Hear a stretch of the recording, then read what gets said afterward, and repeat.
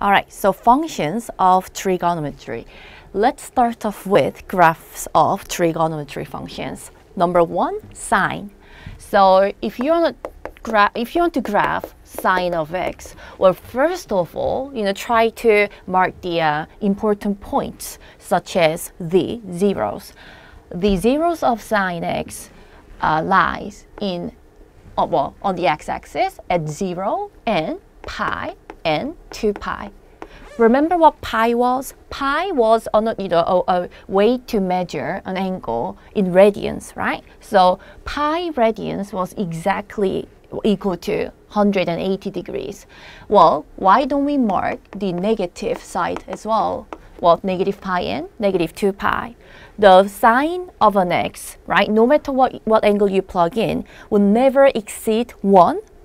So the highest value that sine of x achieve is positive 1, and the lowest is negative 1. So mark 1 and negative 1.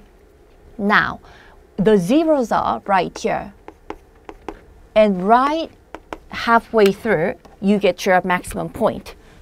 Right here, so at half pi, there's your maximum point. And another halfway between pi and 2 pi, there goes your minimum point, negative 1. Same thing goes over here. Right in between 0 to negative pi, there's your minimum point, negative 1. Let me just remark this a little bit to the side. Seems to close to each other. Okay. And then between negative pi and negative 2 pi, there's your maximum value again. It's kind of repeating so that your graph will go up, then down, and it will continue. And to the other side as well, it will be going, well, down, passing the minimum value, then up, passing the maximum value. Hence, the same curvy lines will repeat itself. So if I wanted to draw further, I just have to go the same, right? Hence, as you can see, the graph is repeating itself. And the distance for one complete cycle, right, is something that you have to remember as well. Well, distance for sine x is 2 pi. Well, that's actually, the distance itself is called as the period of sine function. We are going to discuss on that further later on the next page. So why don't we graph the rest of them? If you understand sine x, right, then you should understand cosecant x graph as well. Remember what cosecant was? Cosecant was actually 1 over sine of x. Guys, if you think about it, if you remember the rules of rational functions, right? Whatever that makes your denominator as equal to 0 will create vertical asymptotes for the function, right? Hence, wherever your sine is equal to 0, again, at 0, pi, 2 pi, negative pi and 2 pi, your cosecant will have vertical asymptotes instead. So the first thing you should do is mark your asymptotes. So there's a vertical asymptote at 0, and at pi, and at 2 pi. Over to the other side, negative pi. Another one, negative 2 pi. So technically, you see how your zeros are at every pi. Every multiples of pi has a 0, right? Every multiples of pi will have vertical asymptotes. What happens to the graph, though, is that well, if you think about it, the maximum point 1, what happens when you divide 1 by 1? It equals to 1, right? Hence, you will have 1 at half pi again. And for the same reason, you will have negative 1 at 3 half pi. But from that point and on above, you will have a kind of a parabola going upward. And over to the other side, you will have another parabola that is actually going downward. Well, again, since these are the asymptotes, these will never touch or intersect the asymptotes. Same thing goes over here. Your minimum value, well, negative 1, well, it's not minimum anymore. It starts from negative 1 and it goes down further same thing here. Your maximum 1 is not really a maximum point anymore. It's the where your parabola should start from, where the vertex is, kind of. So this is what you will have. So if you think about it, if you have to memorize the graph of cosecant by heart, it can be complicated. But if you can understand the relationship between the sine x and cosecant x and somehow make a connection between the two, it's much easier for you to remember the important points such as the zeros and vertical asymptotes and other details of the graphs. Let's move on to cosine. So this is sine, this is cosecant. I want you to think about cosine and what's 1 over cosine? Secant for the next part. Secant of x is 1 over cosine. So as we did before, if you know this graph, you may relate this in order to graph this as well. So let's start by, well, marking the important points again. The important points, they are the best way is to mark the pi's first. Every pi, just make sure that you mark them, mark all the pi's and list so that you know the important points as well as you know what the function value is at the point as well. So it's always better if you mark and remember those values because they do. Remember the arc of a sine or arc of cosine, the inverse, right? Sometimes you need to find out what the angle is, knowing what the ratio is. And these maximum and minimum value as well as the values that comes from special triangles, those do come quite frequently, so you should get used to them. Okay, so let's start off by marking the zeros. The zeros of cosine is actually halfway between 0 and pi. So right here, and again, halfway between, and here, and here. And the minimum point and the maximum point of cosine still is 1, is at 1 and -1. So cosine x, cosine of an angle, goes as high as 1, as low as -1. Though that happens between the zeros, right? Halfway between, and again, right here. So here, if you think about it, remember at 0, pi, 2 pi, there were your zeros for sine. For cosine, the maximum point, happens at 0, minimum happens at pi. So at 2 pi, there goes your maximum value again. And at -pi, there goes your minimum value. -2 pi, maximum again. So it's kind of reversed if you think about it. So if you just connect all the points, you get a similar looking shape. However, as you can see it, it's shifted, right? This and this, if you think about it, looks almost identical, except the position, right, of the zeros and the maximum and minimum points are differ by what? Half pi. If you shift this to the left by half pi, that's your cosine graph. Okay, now let's use this in order to graph cosecant. Sorry, here we go. So if you think about sine and cosecant, right, you may graph cosine, use this cosine graph to graph your secant graph. So again, just as you applied this into cosecant, try applying this into secant. Now, what was the rule? The zeros will give you vertical asymptotes. Where are the zeros? Right here. Half pi, 3/2 pi, -2, negative pi over 2, and -3 pi over 2. So mark your vertical asymptotes at half pi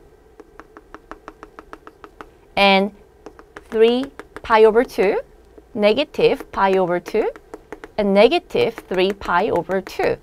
And let me use another color pen so that you don't get confused by the graph above. So here we go. What happens is, same as before, when you have 1 as the function value, 1 over 1 still is 1. Hence, it starts from 1 and it goes up from that point. And for the same reason, it starts from -1 at pi, then it goes down. So that happens at pi, comma -1, -1 and +1. Same thing goes here. It starts from 1, right, at 2 pi, then it goes up like that. Same thing over here. It starts from -1. So negative pi gives you -1 as the function value, and it goes down. And one last, starts from 1, then above. See? Since this was shifted, right, by pi over 2 from sine, this too, if you just shift the graph of cosecant to the left by half pi, that's what your secant graph is. So this is, well, these are the relationships between sine and cosecant and cosine and secant. And as you can see, these two are also related. Hence, these two are related. You may use transformation to get this from this or vice versa. All right, now, the last two remained are tangent and cotangent. So tangent of x and cotangent. Well, again, what is cotangent, guys? 1 over tangent. So let's graph this, and let's use this in order to graph that. Okay, now, the graph of tangent is a little different from sine or cosine. Well, first of all, it does repeat though. However, they always repeat after a certain distance. Though they do repeat much, well, faster actually than the previous two. Now, the important points are, well, it starts from, well, I want you to mark pi's and, well, every multiples of pi's again. However, I also want you to mark halfway through, like, half pi's, yeah, 3 pi over 2, negative pi over 2. Okay, now, the thing is, something that is so special about tangent is that remember what tangent was, guys? If you think about the relationship between sine, cosine, and tangent, actually, you can think of this as another identity. Well, actually, tangent is equal to sine over cosine. So, cosine, right? Whenever cosine is equal to 0, tangent will have vertical asymptotes. Well, tangent has asymptotes, guys. Tangent graph itself has vertical asymptotes at, well, half pi, negative half pi, 3 pi over 2, negative 3 pi over 2. So, I mean, guys, knowing like why there are asymptotes can really help you remember these values. So don't just try to memorize the graphs, try to learn the reason why as well. Okay, now, and the graph of tangent looks very much like the cubic graph. Remember y equals to x cubed? It's kind of like that, but repeating between the vertical asymptotes. Well, forever actually. So as you can see, it's repeating after. Well, what is the distance of one cycle then? Or isn't this like one pattern, right? And the distance, well, is obviously pi because it's going from negative, well, half pi to positive half pi. Well, that's what your period is. Now, then what is cotangent then? The graph of cotangent is, well, it still is related to tangent. And for this can be given as, well, cosine x over sine x as well, right? So you can consider this being 0 means vertical asymptotes. So where are the vertical asymptotes then? Whenever sine was equal to 0. 0, pi, 2 pi, negative pi, and negative 2 pi. So mark those points again. 0, pi, 2 pi, negative pi, and negative 2 pi. And draw your vertical asymptotes. And the thing is, for graph of cotangent, well, I mean, for me, it's actually easier just to remember it as this, right? But shifted and flipped. Flipped over the y-axis.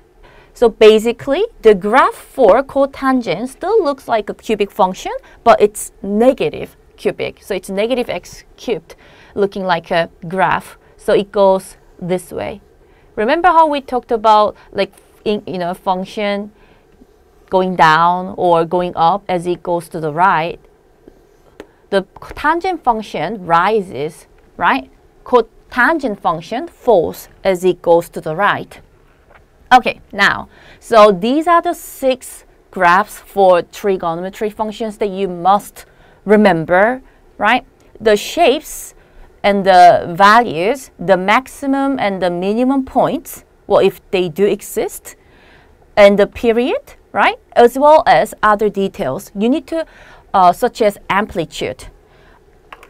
Guys, of the 6, only 2 actually have minimum and maximum values. Sine and cosine. When there are max and minimum values, right? There is something else that we can actually get from it called amplitude. Amplitude is actually half the vertical distance between the maximum and minimum point. Again, it's half the distance. So as you can see, the sine function went up to 1, down to -1, right? The distance equals to 2. Hence, the distance is 2, which means that the amplitude equals to 1, because amplitude, guys, is half the distance. Cosine, too, for the same reason, has an amplitude of 1, because this, too, has a maximum value of 1 and minimum value of -1. Distance is 2, hence half of that equals to 1. But for cosecant, secant, well, tangent and cotangent, there are no maximum nor minimum points, so amplitude doesn't exist. Okay, now, so shall we talk about like amplitude and period a little bit more, because it's like a very important topic when it comes to SAT subject test, especially. I think period and amplitude do come up like almost every time. And the thing is, when they do ask about the period or the amplitude, they are not really asking about the definitions. So they don't really give you a simple cosine x. They do change the function. Remember how, multiplying like 2 to cosine x will transform the graph. Well, do you remember how though? 2 cosine x will look similar to this, but vertically stretched. Hence, it's going to change your amplitude. So let's discuss about how the amplitude or the period changes depending on what you do to your functions. So, okay, again, remember the values, right? And remember the graphs. Okay, so amplitude, period, well, there's something else. Frequency. You need to understand these terms and know how to get them. So again, amplitude equals to the vertical distance between maximum and minimum over 2. So technically, if you know the distance is basically the bigger value minus the smaller value, or the absolute value of the difference, right? So that's the amplitude. And the thing is, if you can just remember that it's just cosine and sine that has amplitude, it will be easier.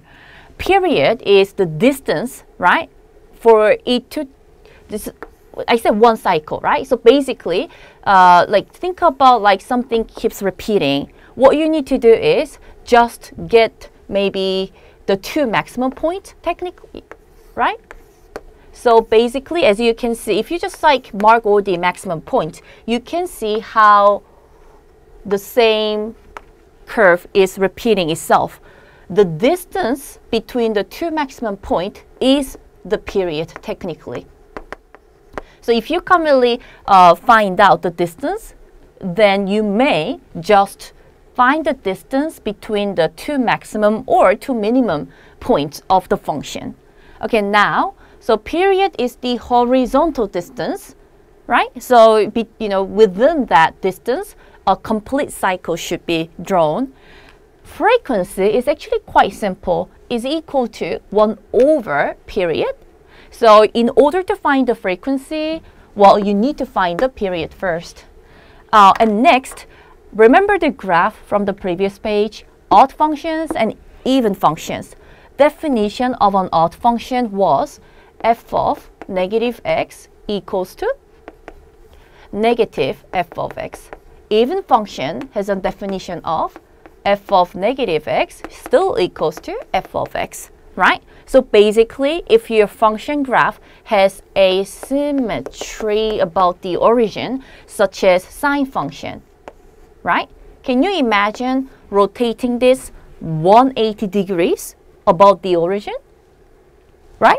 What do you see? If you're not sure how to do it, why don't you just like flip this screen, or draw this on a piece of paper and just rotate it by flipping the page, upside down. You see that the graph still is the graph from the before.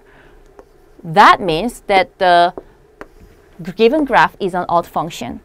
For even function, either this has to satisfy for the entire domain, or that the graph of the function has to be symmetrical about the y-axis, right? So as you can see, the graph of cosine x does have a symmetry about the y-axis. Hence, cosine is even. And if cosine is even, secant too is even, because remember we got secant by marking the vertical asymptotes given from the cosine function and flipping it like this. And as you can see, this too, you may overlap it perfectly over the y-axis. And I'm talking about just simple sine of x, cosecant of x, tangent of x, and cotangent of x, right? So because if you do add or subtract a value from x directly, then it will cause a vertical or horizontal shift. Hence, they might no longer be an even or an odd function. So as far as for the simple forms, they are divided into two types. 4 of them odd, 2 of them even. All right, now, so let's continue talking about amplitude and period. So your function can be transformed, right? These simple functions can be transformed depending on what you multiply or add or subtract. So technically, given that your function is sine or cosine, then your amplitude, the vertical distance, will change depending on what your A is. Again, guys, amplitude, the vertical distance. Can you see the reason why? Think about it. Amplitude is the vertical distance. Will moving it, horizontally change that? No. Will moving it vertically change that? Guys, what was shifting? Shifting meant sliding the entire graph up or down. If you think about it, if your maximum and minimum both go up or down, the distance still remains the same. Hence, none of this will change the amplitude, but though multiplying your maximum or minimum by A will change the distance as well by A. Hence, remember what the amplitude was initially for sine x and cosine x? It was equal to 1, right? So, since that gets stretched vertically by a factor of A, your amplitude simply is absolute value of A. It's just 1 times A technically. For similar reason, if you're thinking about how period will change depending on the transformation, you need to consider that period is a horizontal distance. It's a horizontal distance, guys. So shifting it wouldn't change it. However, the factor that will cause a horizontal shrink or stretch will cause, the period to change as well. So now, what was the period before? Remember how your sine or cosine was repeating after 2 pi? Your period is usually 2 pi, given that it is just simply sine of an x. But if you have sine of 2x, for example, remember how whatever you have in front of the x, right, will cause a horizontal shrink by a factor of 1 over that. Remember that? It was not actually being doubled, it was gonna get halved. So what happens is your regular period 2 pi from sine x, right, will get halved. So for sine of 2x, your function graph will be repeating after pi only. Okay? So you will see two of them between 0 to 2 pi.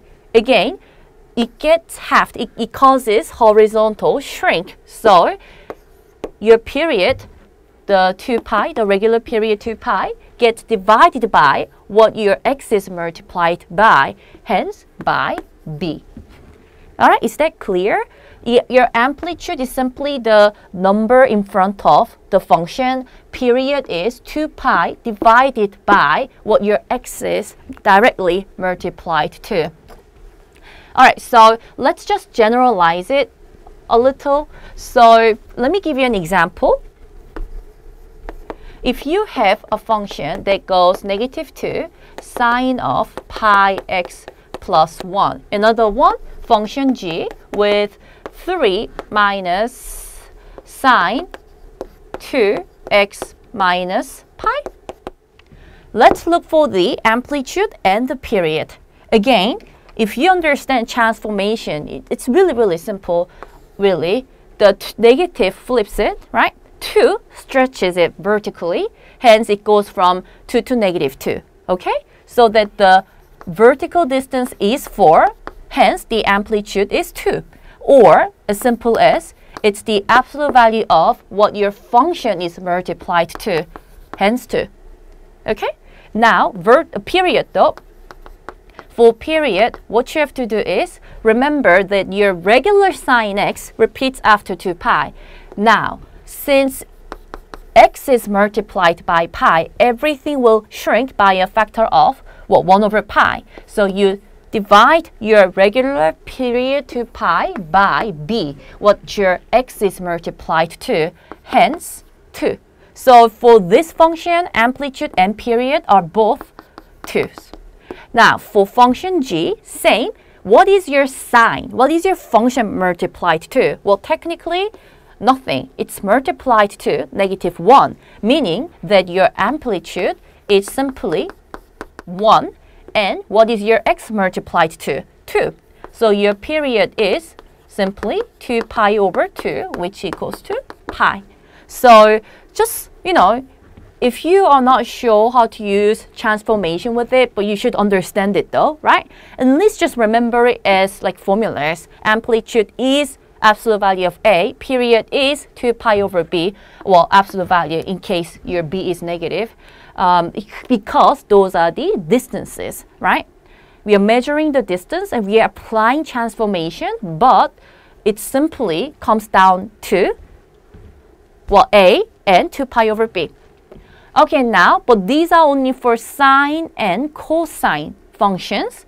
Let's talk about the remaining 4. Well, technically, I didn't mention the other 4 because the rest of the 4 do not have amplitude for the reason I just explained before. There's no maximum nor minimum. Okay, now, so what happens to the period then? Do they have period? Yeah, they did repeat, right? Since they did repeat after a certain distance, of course they do have a period. So let's just talk about how we can get the period from the rest of the functions, starting off with secant and cosecant. For period, guys, for if your function is secant or cosecant,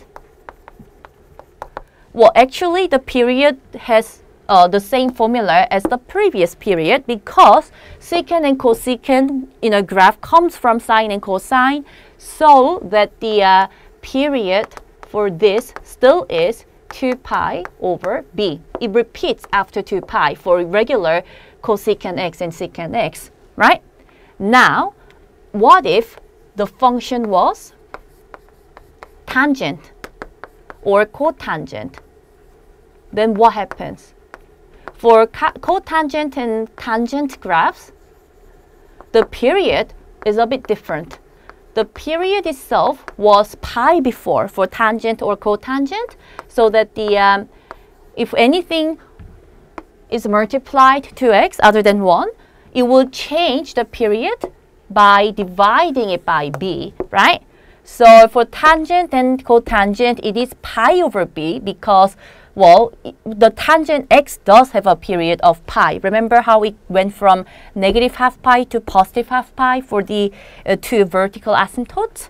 So pi over b for tangent and cotangent, and 2 pi over b for remaining 4. And only these two have amplitude. So that's how you can remember and find out what the period of a function is, or what the amplitude of the function is if it exists. All right, now, so just remember these simple rules and you'll be okay. Now, let me just, before we move on, I just want you to understand like a couple more things though. So the period and amplitude questions, like I said, it's really easy as long as you remember the rules, right? So here again, amplitude, if it does exist, is absolute value of A, and period, again, is what?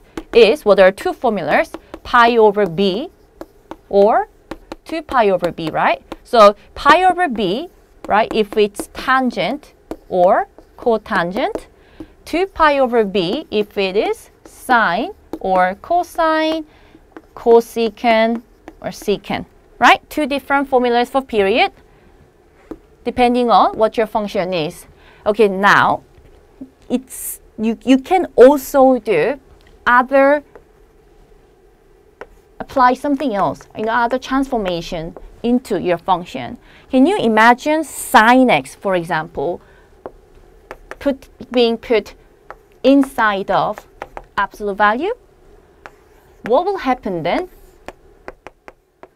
Remember what happens to the graph for absolute value of the function?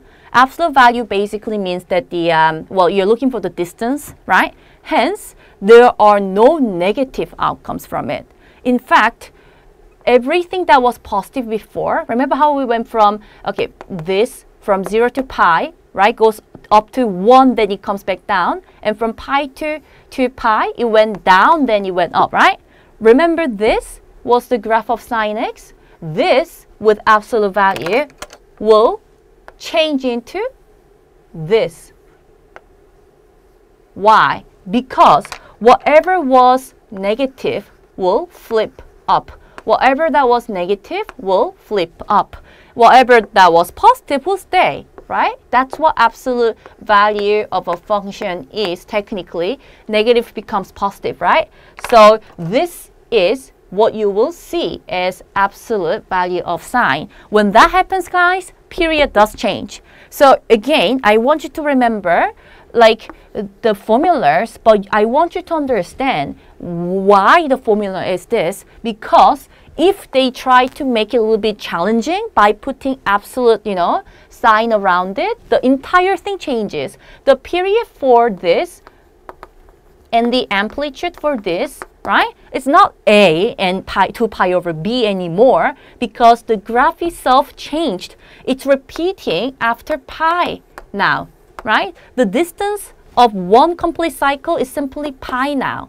And the maximum value is still 1, though the minimum value is 0 now. Hence, half the distance is 1/2. The whole thing changes depending on what happens to your function. So remember these details on top of these formulas as well. If your function gets squared, like such as if you see another example, sine square of a sine x. Oh, by the way, you know that this actually means sine x all squared. The graph for this too looks like this, starting from 0, pi, 2 pi, negative pi, right? So again, for this too, it shares the same period and the amplitude. Okay, so remember these details. Well, nothing happens for tangent and cotangent. Even if you flip up the negative part up for tangent, it still has the same period as before. So it is still pi for tangent x and cotangent x. But for sine and cosine, as well as cosecant and secant, they do, the shape changes and the period changes, right? So remember that. Amplitude too change.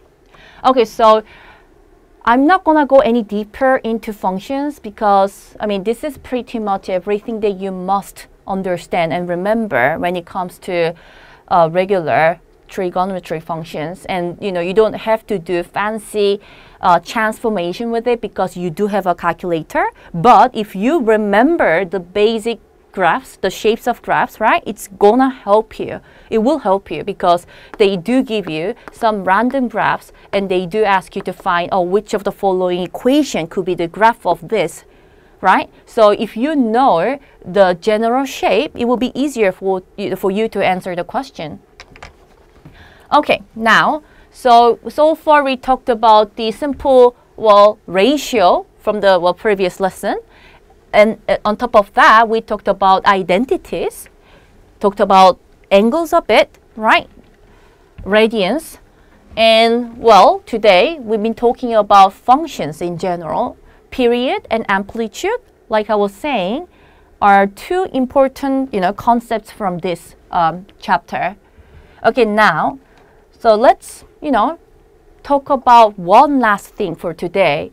Well, that is actually nothing to do with right angle triangles. Well, I mean, technically it covers everything. So for any scaling triangles, right? So there are no rules. It's just like three sides. It could be right angle triangle. It could be equilateral or isosceles. But for any triangle, right? If your triangle is a non-right angle triangle, you cannot use those regular ratio. The SOHCAHTOA ratio is only used for right angle triangles, right? But for other triangles, there are other ratio or other formula that you can use. For like this particular triangle, if you consider A, B, C as in angles of each vertex, if I label the opposite side as, A and B and C as well, then it is true that the ratio, right, between sine A to A equals to sine B to B and sine C to C. So technically, for example, if you have an angle here as 50 degrees and here as 100 degrees, right? And if you know that this equals to, say, 6, and this is x and this is y, you may find out what your x and y are after setting up the ratio. Whatever you do, though, come up with the set ratio, meaning that you need to know the angle and the opposite measurement as well. So you start off with sine 100 degrees over 6, and you let that as equal to the other two ratio coming from the other two vertices. Well, actually, I do know the angle for both vertices, don't I? One of them is 50 and the other is, obviously 30 because the sum should equal 180. So the missing measures are, x, opposite, so over y, and sine 30, what is across from it? X, right? So these are the two missing measures. And what you do is, since they are all equal to each other, you pair them in twos, right? This and that, and again, this with that. So you will get two pairs, and you just start solving one by one. So if you do sine 100 degrees over 6 is equal to sine 50 degrees over y, then y is obviously 6 times sine 50 over sine of 100 degrees. Just think about cross multiplying and dividing, it by sine of 100 degrees. Your calculator will tell you what that is equal to. And for the second pair, you do use the same set ratio, sine 100 over 6, and this time you let that as equal to sine 30 over x. And for the similar reason, if you do cross multiplication, you do get x sine 100 equals to 6 sine of 30 degrees. Hence, if you divide it by sine 100, right, plug that into your calculator, then you will get your x and y. It's really simple. It's just a ratio that just says sine of the angle over the length across from it has the same ratio throughout. Okay, so that's law of sine, guys. That's law of sine. Law of sine is another ratio, but it shows the relationship between the angle and its length across from it. Now, law of cosine. Law of cosine is actually a formula that you must remember, and well, it still comes from the same triangle. If it's not a right angle triangle, we can't use the regular SOHCAHTOA, so we have to come up with a new formula to look for the missing value. And this, if sometimes you may not use this, well, for a reason. Well, it depends on what information you're given. Say you do have an angle, 100 degrees, right? And instead of knowing the opposite sides, you're given the two adjacent sides, such as, 3 and 5. And you're looking for the value across from it. If this is your information, guys, like not knowing the two vertices as well, we can't really use the law of sine because there's no set ratio that you can start from, compare it with. When that happens, this is what you need to use, law of cosine. If you label the missing side as A and the other two as B and C, hence the angle 100 is A, right? And just plug it into your formula, then you will get A squared, which is x squared, equals to 3 squared plus 5 squared minus 2 times 3 times 5 times cosine of the angle 100 degrees, right? Again, if you just get your calculator out and solve this, you will get your length for your x. That's what law of cosine is. If you can't use law of sine, then you may use law of cosine. And if you're looking for a missing angle, then you still can use this, right? All you have to do is just plug in the values into the right position. Like say, you're looking for this, right? Then you must put this as A squared. So just like make sure that you set up the right side as A and B and C. Just remember the rule. They are across from each other. That's all you have to remember. And this, the final formula, the area formula, this too will tell you the area of any triangle. So for this, if you're looking for the area of that, all you have to do is plug in half A, B times sine C, which equals to sine of 100 degrees. That is the area of this triangle. How easy is that? You must remember this formula. Well, one of these do come up, will come up. They always comes up, They always come up, and then especially the area, it's really important because it actually tells you the area of a triangle, but we can apply that for parallelograms as well, because parallelograms are technically two congruent triangles put together. Hence, the laws of sine, or cosine, or the area formula is also applied for parallelograms as well. So memorize them and remember that they will come up. So don't forget. All right. So this is the end of trigonometry and some of special laws. Please study them and memorize them. And let's continue. Functions. There are actually this is practically the last part of functions, except you still have to learn about transformations in details, right? So please just review your concepts well.